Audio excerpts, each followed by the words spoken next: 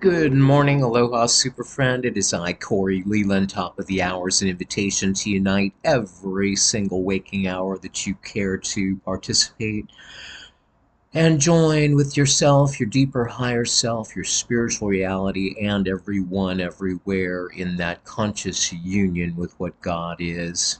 Very fashionable these days to speak about Christ consciousness, so let's do that. Let's talk about what Christ consciousness is, how to attain it, how to outgrow and escape the illusion of the material mortal universe, because Christ consciousness only acknowledges God and God's kingdom as having reality. So we want to, if we're going to really follow the message, and let's face it now, before Christ, before God's message, the only place a human being had to go ultimately was a coffin or a pile of ash on someone's shelf.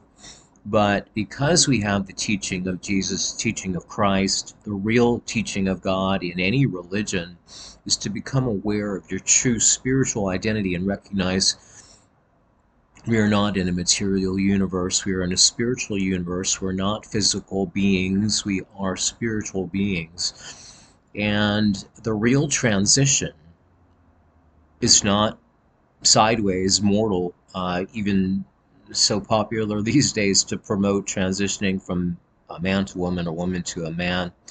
We're transitioning from the human being, from the man of the earth or the woman of the earth to the child of God, spirit. And that is a meaningful transition in that meaning is eternal. It doesn't change. So you want to identify with something. Isn't it better to identify with something that never dies and is an eternal spiritual being in deep peace and joy forever? Of course it is.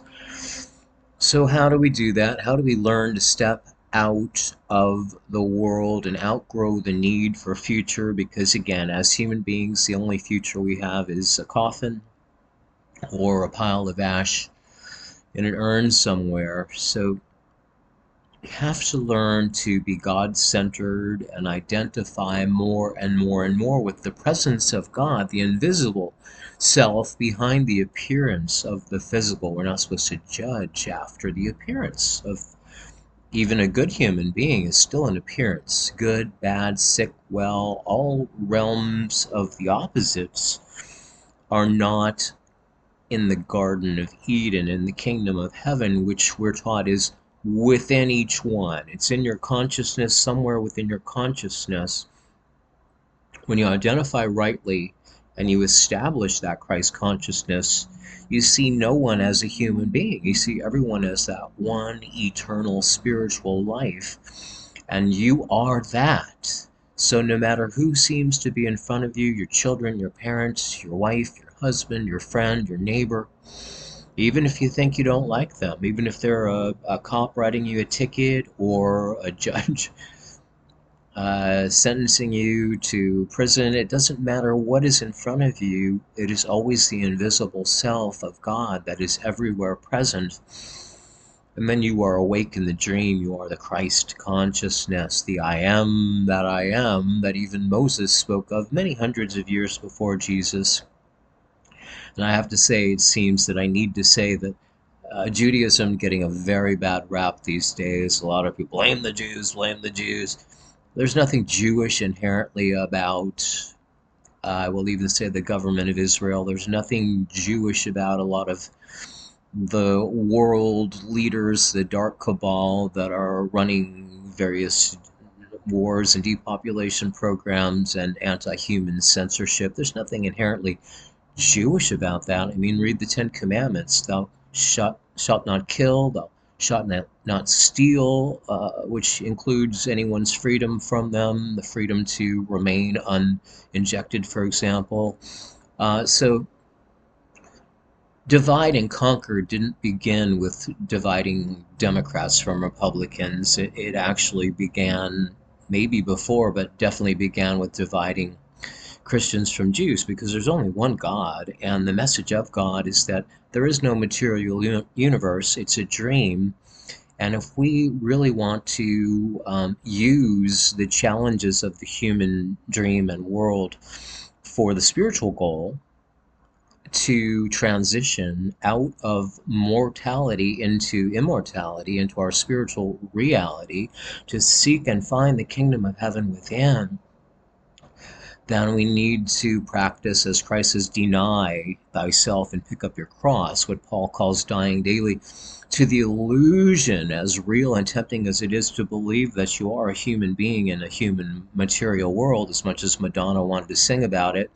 We're not in a material world. We're in a spiritual universe. But building that Christ consciousness, the Spirit of God consciousness that only acknowledge no matter what seems to be happening, nothing is happening except God, ever, ever. And no matter what seems to be going on with you, your health, your friend's health, your family's health, only God is who you really are and who they really are. And perfect self is the only reality. That's the Christ consciousness that heals, when you can look at someone or something and not judge by the appearance and recognize there's only one self and there is no second self. So the appearance of the second self is always a temptation that we have to deny and crucify in order to become aware, oh, I am spirit. God is everywhere present. Omnipresence is the consciousness, Christ consciousness.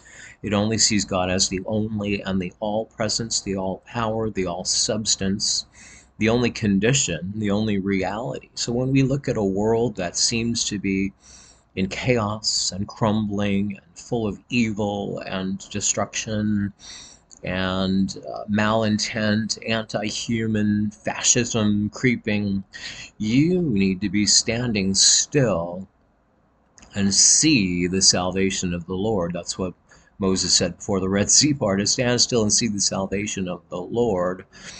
Be still and know that I, in the midst of you, am God, and the kingdom of heaven is always within you. Even if you seem to be dying flesh, that kingdom is untouched and always the only reality. But the consciousness that only God is real is what we want to establish. And as we do that, we outgrow the need for future, because we realize we are not a temporary, vulnerable, doomed human being. We recognize right now, at any given moment, you are only spirit, and only perfect self is your reality. So build that consciousness.